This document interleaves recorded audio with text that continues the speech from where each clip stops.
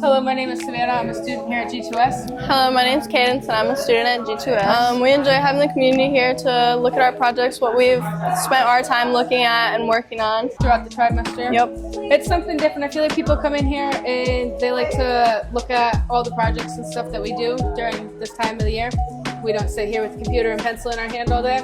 We work on our projects and make multiple projects throughout the trimester. They're able to do the projects and the experiments themselves if they want to, or we can show them how to do it ourselves as well. And we have our poster and everything, so they can read that too. And then we did our website, and that's posted to the public as well.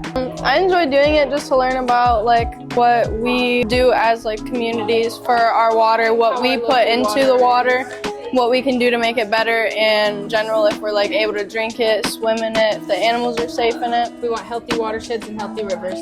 If there's a lot of trash or something near the area, I'm like, that's going through a watershed into our water. That's doing something to our water. It's making it nastier.